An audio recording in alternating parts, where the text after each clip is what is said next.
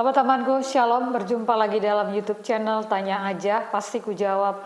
Berikut ini kita akan menyaksikan sebuah diskusi di mana seorang murtadin datang untuk bertanya tentang Alkitab kepada Agatha.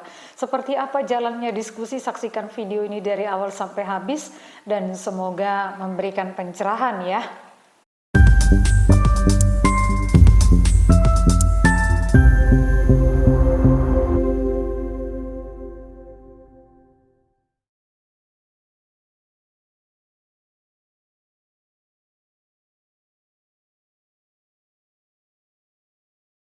Saya punya pertanyaan yang mungkin selama ini saya tanya belum ada yang bisa jawab.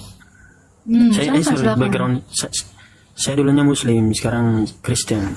Udah lama sih Kristen. Oke, silakan. Di kitab Kejadian 1 sama Kejadian 2 itu yang saya pahami agak kontras mengenai penciptaan manusia, Kak. Lebih spesifik di kontras itu apa? Maksudnya kontras itu jelas. Apa tuh? Terus sorry kontra. Kontra terhadap apa? Apa dengan apa? Masalah penciptaan manusia di Kejadian 1 Tuhan kan menjelaskan di situ diciptakannya laki-laki dan perempuan. Terus dicipta. Betul. Artinya di Kejadian 1 sudah ada penciptaan manusia. Terus lalu? Di Kejadian 2 Tuhan juga menciptakan manusia. Bukan, dia menjelaskan lagi. Penciptaan di Kejadian 1 itu kan semuanya secara global. Dari hari pertama sampai hari ke-6. Di Kejadian 2 itu dijelaskan part per part. Ya, seperti apa spesifiknya penciptaan manusia itu. Kan Tuhan menjelaskan itu, bukan kontra. Kalau baca Alkitab itu jangan dikontradiksikan, melainkan diparalelkan. Itu lebih bijaksana. Tidak ada Alkitab itu yang kontra antara ayat yang lain dengan ayat lainnya, pasal per pasal, dan juga kitab ke kitab. Tetapi diparalelkan. Jadi nggak kontra. Kan di dalam kitab pada mulanya Kejadian 1, itu Allah itu secara beruntun menciptakan itu selama 6 periode. Ya, hari pertama, hari kedua, hari ketiga. Nah, di Kejadian 2, Tuhan lebih spesifik lagi bagaimana penciptaan. Kan di situ dengan judul manusia. Jadi judul ini juga mempengaruhi gitu. Ini memberikan apa ya? Cara membaca kamu supaya lebih baik. Di Kejadian 2 manusia dan Taman Eden. Jadi apa yang terjadi? Ini sebenarnya nggak kontra. Bab pertama, pasal pertama, Allah menciptakan langit dan bumi serta isinya. Itu secara intinya gitu kan. Lalu dijabarkan.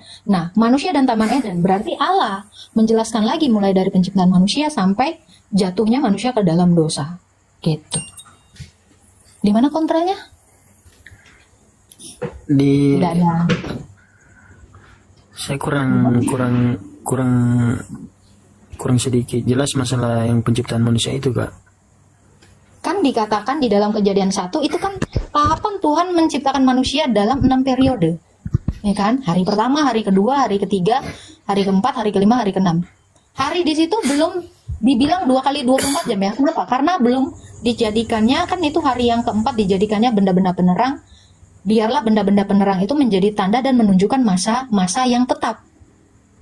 Nah, itu kan ini kayaknya nggak ngerti juga ya.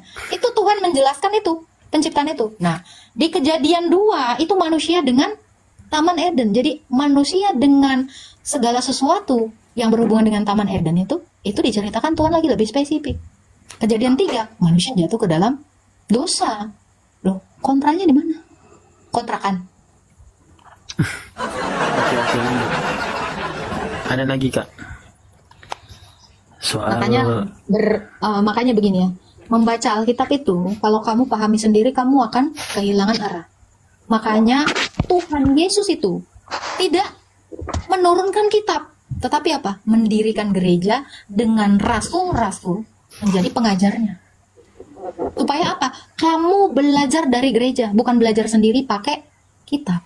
Ini belum ada di abad ke-1, ke-2, ke-3. Akhir abad ke-4 ini baru ada. Jadi orang kalau baca Alkitab itu tidak pasti mengerti. Sudah pasti tidak akan mengerti. Kenapa? Karena setiap orang butuh guru. Makanya Yesus itu juga datang sebagai guru, bukan datang sebagai buku. Kalau Tuhan Yesus datang sebagai buku, ya orang nggak tahu karena buku tidak bisa mengajar.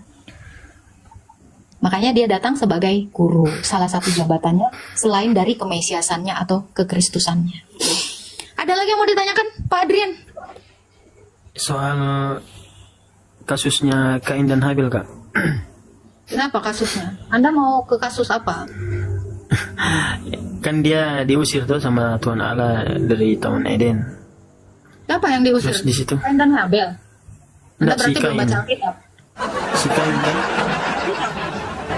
Sudah menilai Alkitab kontra. Mana ada Kain dan Habel diusir dari Taman Eden? Enggak, si Kain. Kan waktu dia Nggak diusir dari Taman Eden, nggak ada. Yang diusir dari Taman Eden itu manusia dan istrinya, Hawa. Kain dan Habel itu ya di luar dari Taman Eden, lahirnya gimana sih? oke Kak. Kan Belum baca iya. Alkitab. Terus si Kain kan dia kan yang diusir atau? Terus dia takut, dia kan bilang, Tuhan kalau saya dibunuh bagaimana? Sedangkan kan manusia waktu itu kan dia punya ketakutan mau dibunuh, terus Tuhan kan bilang, tidak ada yang mau bunuh kamu karena dikasih tanda. Sedangkan dia takut sama siapa? Manusia kan tinggal mereka bertiga. Manusia tinggal mereka bertiga. Maksudnya setelah Kain membunuh Habel, you mean, right? Iya, benar. Iya, itu poinnya. Gini ya, makanya baca Alkitab itu nggak bisa baca sendiri. Selain Kain dan Habel, Adam dan Hawa itu kan melahirkan anak-anak yang lain gitu. Di Kejadian 5 dikatakan anak perempuan dan anak laki-laki. Apakah mereka itu program KB? Cukup. Kan tidak. Loh, jadi siapa yang ditakuti oleh Kain ketika dia nanti bertemu dengan orang? Ya ada anak-anak dari Adam lagi yang lain. Kan udah saya bilang, kamu belum baca secara utuh dan kamu juga tidak punya guru. Itu. Jadi siapa yang ditakutinya? Ya anak-anak dari Adam dan Hawa lagi.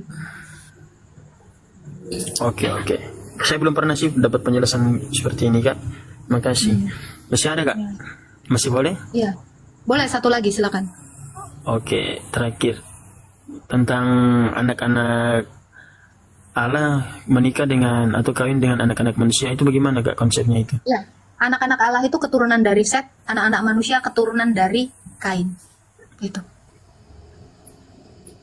Oke. Oke, Kak. Oke. Thank you, Kak. Masih banyak tapi udah Ya, nanti terima lah. kasih kesempatan lain yang kali. lain ya. Oke, Kak. Tuhan berkati, Kak. Terima kasih, Tuhan berkati. Oke, silakan Menacem. Halo, Ya, Islam Kristen, Pak. saya Messianic Jews. Hah? Messianic Jews. Apa tuh Messianic Jews? Messianic Jews, Yahudi percaya dengan Mesias adalah Jesus Christ. Nah, bukan Kristen. Kristen, tapi saya untuk Pastinya Kristen, Pak. Mana ada Kristen tapi? Saya baru tahu ada Kristen tapi. justru itu saya mau tanya, gimana pandangan Agatha tentang saksi Yehova? Bidat, itu kan sudah lama dianatema oleh gereja. Bidat ya? Iya, Tapi dia- dari konsili Nikea itu udah dibuang ke tong sampah. Ajaran sesat, seperti penyakit sampar. Tapi dia yang Sudah ditutup oleh gereja. zaman itu Arius kan, pengajarannya Arius yang memang Ya. sudah dianggap heresi. Bukan sudah dianggap heresi, memang heresi. Nah, dari Arius itu berkembang jadi saksi Yehova. Yang lebih modern ya. Itu sama. Tapi yang saya lihat di Indonesia itu masuk ke dalam Kristen oleh Bukan Yoga. saksi Yehova itu bukan Kristen itu. Bukan Kristen. Jadi dia cantelan aja di Kristen. Kalau di Indonesia ya, kalau di luar Dia memang itu kan sekte tersendiri. yang memang dilegalkan di Indonesia. Mhm. Gitu aja. Ya sekarang gini Bang, ngaku-ngaku Kristen itu berhak siapa aja gitu. Orang Kristen juga, mereka juga ngaku-ngaku Kristen. Tetapi Kristen yang benar-benar Kristen itu kan yang taat kepada Sang Bapa. Ya. Yohanes Matius 7 ayat 21 sampai 23. Bukan setiap orang yang berseru kepadaku Tuhan Tuhan, berarti bukan setiap orang Kristen. Meong. Bentar. Kamu ini Keluar dulu saya. Bentar ya Pak, bentar.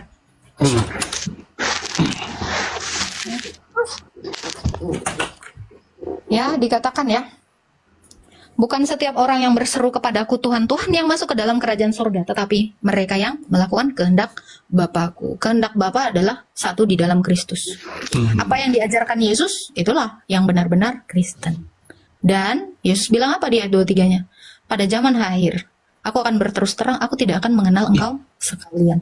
Pembuat kejahatan. Jadi bidat-bidat itu, ya itu pembuat kejahatan. Mereka itu terkutuk. Ada lagi Pak yang mau ditanya? Oke, tapi kalau ada salah satu mainstream saksi Yehova itu pengajarannya adalah mengakui bahwa Yesus sebagai Tuhan, but different with God, Father. Itu Ya gimana itu menurut Anda? sesat. Itu sesat lah. Jadi dia Semua anggap orang- Yesus Ya, Tuhan jadi selain gini. Allah. Orang yang dikatakan gini kan, antikristus adalah mereka yang menolak dia itu Allah yang datang dalam berupa manusia. Berarti semua orang Kristen itu menerima dia adalah Allah dalam kodrat manusia. Kolose 2 ayat 9. Jadi kalau mereka adalah pengikut Kristus, mereka percaya hakikat Yesus itu adalah Allah dan manusia. Keilahian yang tentu satu di dalam Bapa. Kan di Alkitab dikatakan apa?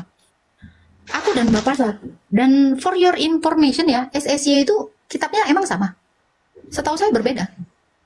Beda-beda dia Ya ada new sudah, jadi translation. kalau dikatakan mereka itu Kristen, maka mereka akan menggunakan Alkitab yang sudah di kanon gereja pada Konsili Kartago akhir abad keempat. Seperti itu. Makanya saya bilang statement saya yang pertama. Mereka bukan Kristen. Oke, Oke. silakan ada lagi. Kalau Mormon di Indonesia berkembang nggak? Saya tidak ngurusin Mormon berkembang atau tidak. Saya tidak mengurusi perkembangan gereja. Tetapi yang Gitu. saya urusi adalah perkembangan iman setiap orang. Iya. Itu yang penting. Kalau pandangan Agatha tentang Mormon misalnya, Saya tidak tahu menau. Dan saya tidak ngurusin itu. karena dia Bukan juga ranah kalau saya. kalau di luar terutama di Amerika dia berkembang dan dia cantel lagi ke Kristen dan dia ngaku-ngaku dari Presbyterian. Tapi di Indonesia sepertinya tidak terlalu dikenal ya. Mungkin saya kurang tahu. Hmm. Di tempat saya juga nggak ada. Makanya saya bilang saya nggak punya literasi terhadap Mormon itu. Oke. Karena yang sekarang- saya tahu gereja yang didirikan Yesus itu adalah gereja yang satu, yang kudus, yang katolik, dan yang apostolik. Sisanya bukan gereja yang didirikan Tuhan Yesus. Itu gereja-gereja bikinan manusia. Mhm. Dan kalau Protestan dan semua denominasinya itu gereja yang kudus dan am, right? Saya tidak tahu itu pengakuan dari mana. Pengakuan iman Nikea tidak mengatakan yang kudus dan yang am. Mhm. Tidak ada. Gereja mula-mula gereja perdana ketika melakukan 7 konsili ekumenes yang diakui seluruh kepatriakan itu di bawah pimpinan Roh Kudus. Sisanya tidak. Hanya ke-7 konsili ekumenes. Kan tadi dikatakan gereja yang satu, yang kudus, yang katolik, artinya pengajarannya menyeluruh. Kalau pengajarannya nggak menyeluruh itu bukan gereja yang katolik. Dan yang apostolik. Yang apostolik artinya apa? Semua pengajaran itu bersanad kepada para Rasul. sisanya bukan. Makanya itu pengakuan iman Nikea itu adalah pengakuan iman rasuli yang paling lengkap. Itu sudah disetujui dan disepakati oleh seluruh gereja dan Roh Kudus.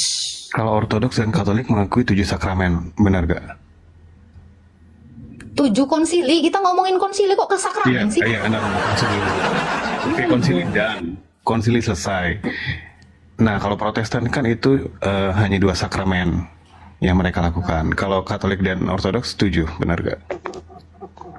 Lagi-lagi saya katakan, Kristen itu umpama satu kelas 4, ya. Itu ada 40 murid di dalamnya, satu gurunya itu Yesus, ya.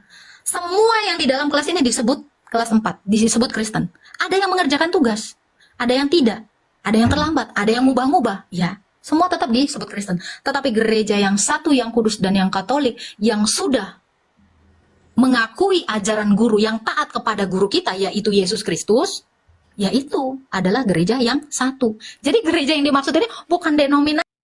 Puji Tuhan, kita sudah bersama-sama menyaksikan diskusi dari awal sampai habis, di mana seorang murtadin yang baru percaya kepada Tuhan Yesus ingin tahu firman Tuhan, dan dia bertanya kepada Agatha yang juga seorang murtadin yang cerdas. Teman-teman, saya ingin memberitahu bahwa siapapun kita, apakah engkau sudah lama menjadi orang percaya ataupun baru, sadarilah bahwa untuk mengerti firman Tuhan, hal yang pertama yang bisa kita lakukan adalah dengan membaca firman Tuhan setiap hari. Dengan sebelum membaca kita berdoa dan terus-menerus membaca berulang-ulang, maka Roh Kudus akan memberikan pengertian, penerangan. Dan jika ada hal-hal yang mungkin bagi kita kesulitan untuk memahami sekalipun kita sudah berdoa dan sudah membacanya berulang kali, sebagai orang Kristen, kita punya hamba Tuhan di dalam gereja, kita boleh menanyakan semua hal-hal yang kita tidak pahami dari setiap firman Tuhan, agar kita tidak keliru di dalam memahami firman Tuhan.